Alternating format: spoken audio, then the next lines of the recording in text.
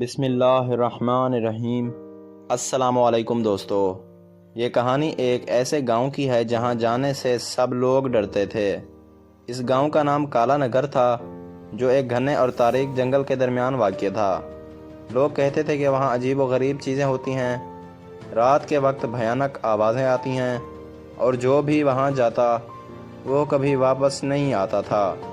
کسی کو نہیں معلوم تھا کہ اس کے پیچھے کیا راز چھپا ہے۔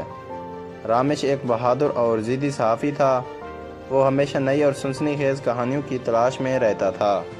جب اس نے کالا نگر کے بارے میں سنا تو وہ وہاں جانے کے لیے بے چین ہو گیا۔ لوگوں نے اسے بہت سمجھایا کہ وہ وہاں نہ جائے، مگر وہ نہ مانا۔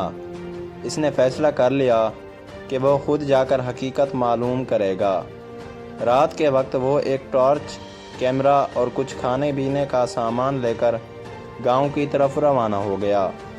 جیسے ہی وہ جنگل کے قریب پہنچا، اسے ایک عجیب سی خاموشی محسوس ہوئی۔ پرندے بھی نہیں چہچہا رہے تھے اور درخت ہوا کے بغیر بھی ہل رہے تھے۔ اسے یوں لگا جیسے کوئی اسے دیکھ رہا ہو، مگر اس نے خود کو سنبھالا اور آگے بڑھتا رہا۔ جب وہ گاؤں میں داخل ہوا تو ہر طرف سناٹا تھا۔ پرانے ٹوٹے ہوئے مکان، دروازے جو ہوا میں جھول رہے تھے، اور زمین پر بکھری ہوئی ہڈیاں، یہ سب دیکھ کر اس کے رونگٹے کھڑے ہو گئے۔ اچانک اسے محسوس ہوا کہ کوئی اس کے پیچھے ہے۔ اس نے فوراً پیچھے مڑ کر دیکھا، مگر وہاں کوئی نہیں تھا، مگر زمین پر ایک عجیب سے سائے کا عکس پڑا ہوا تھا، جو آہستہ آہستہ بڑا ہو رہا تھا۔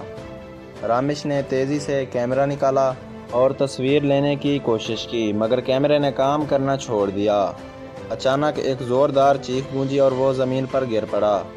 جب اس نے اوپر دیکھا تو ایک بھیانک سایہ اس کے سامنے کھڑا تھا۔ اس کی آنکھوں میں انگارے جل رہے تھے اور اس کا چہرہ دھواں دھواں تھا، جیسے کوئی بھوت ہو۔ رامیش خوف سے کانپنے لگا، مگر وہ ہمت کر کے کھڑا ہوا اور پیچھے ہٹنے لگا۔ جیسے ہی وہ بھاگنے کی کوشش کرتا، اس کے پیروں میں کچھ الجھ گیا اور وہ زمین پر گر گیا۔ سایہ آہستہ آہستہ اس کے قریب آ رہا تھا، اور جیسے ہی اس نے اپنا ہاتھ رامیش کی طرف بڑھایا، ایک زوردار بجلی چمکی اور وہ سایہ دھند میں غائب ہو گیا۔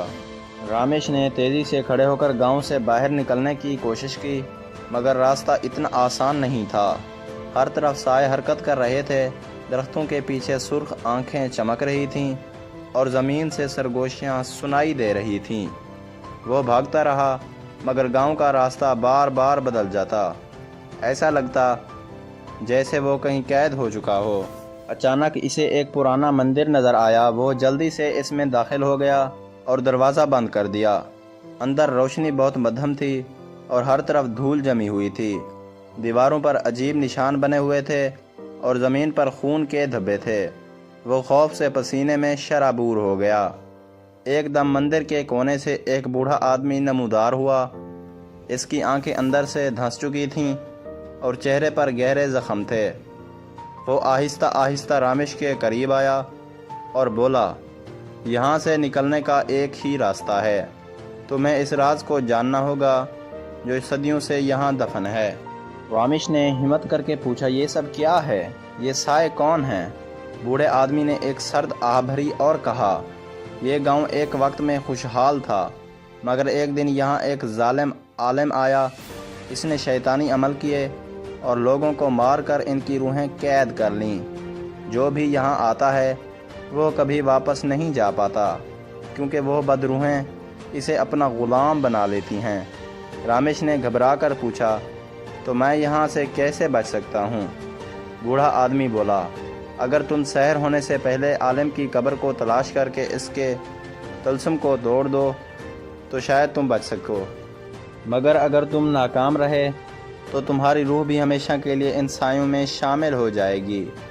یہ سن کر رامیش کے دل کی دھڑکن تیز ہو گئی، مگر اس کے پاس کوئی اور راستہ نہیں تھا۔ وہ جلدی سے مندر سے باہر نکلا اور قبرستان کی طرف دوڑنے لگا۔ پیچھے سے سائے اس کا پیچھا کر رہے تھے۔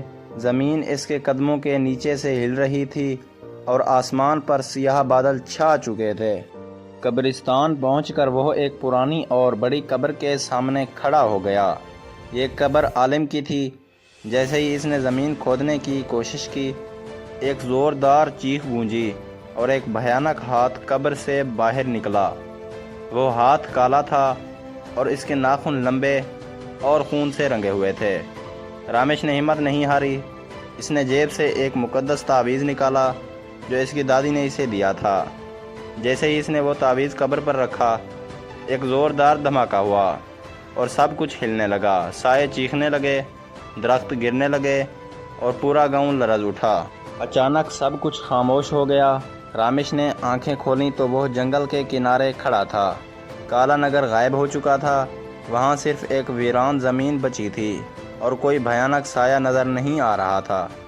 رامیش نے ایک لمبی سانس لی اور وہاں سے نکل گیا۔ جب وہ واپس شہر پہنچا تو اس نے اپنی کہانی لکھی، مگر کسی نے اس پر یقین نہیں کیا۔ کچھ دنوں بعد ایک اور شخص اس گاؤں کو تلاش کرنے نکلا، مگر وہ بھی کبھی واپس نہیں آیا۔